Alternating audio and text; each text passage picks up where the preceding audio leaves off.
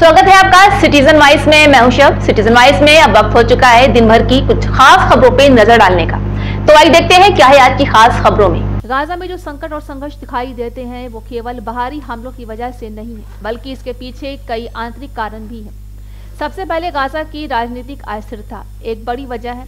यहाँ अलग अलग राजनीतिक समूह जैसे हमास और फतह अपने अपने हितों के लिए लड़ते रहते हैं, जिससे निर्णय लेने और नागरिकों तक मदद पहुंचाने में बड़ी रुकावट आती है। इसी वजह से जब कोई संकट आता है तो आम लोग सबसे ज्यादा प्रभावित होते हैं। इसके साथ ही गाजा में कमजोर नेतृत्व भी स्थिति को और बिगाड़ देते हैं। नेताओं की रणनीतियां अक्सर प्रभावी नहीं होती और भ्रष्टाचार या देरी के कारण राहत कार्य सही समय पर नहीं पहुंच पाते।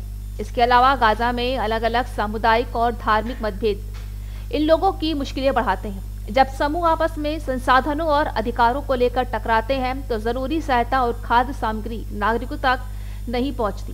इस तरह गाजा की आर्थिक हालात और बेरोजगारी भी संकट का बड़ा कारण है। जब लोग अपने जीवन और परिवार चलाने के लिए संघर्ष कर रहे हो तो हिंसा और सामाजिक अस्थिरता और बढ़ जाती है। गाजा में आंतरिक हिंसा और संघर्ष भी बाहरी हमलों से कम खतरनाक नहीं है।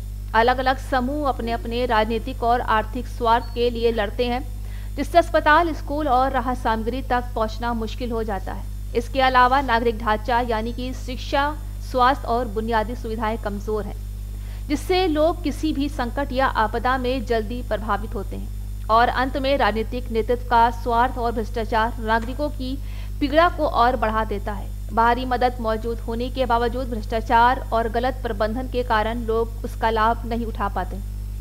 संक्षेप में कहा जाए तो गाजा में संकट का असली कारण सिर्फ इजराइल या बाहरी हमले नहीं है। वहां की राजनीतिक अस्थिरता, कमजोर नेतृत्व, आंतरिक संघर्ष, सामुदायिक मतभेद, आर्थिक कठिनाई और भ्रष्टाचार मिलकर आम लोगों के जीवन को मुश्किल बना देते हैं। यही कारण है कि जब हम पूछते हैं कि गाजा का असली दुश्मन कौन है, तो इसका जवाब केवल बाहरी ताकतें ही नहीं बल्कि आंतरिक कारण भी उतने ही जिम्मेदार है। गाजा की स्थायी सुरक्षा और शांति तभी संभव है जब आंतरिक सुधार, मजबूत नेतृत्व और समुदाय के बीच सहयोग हो।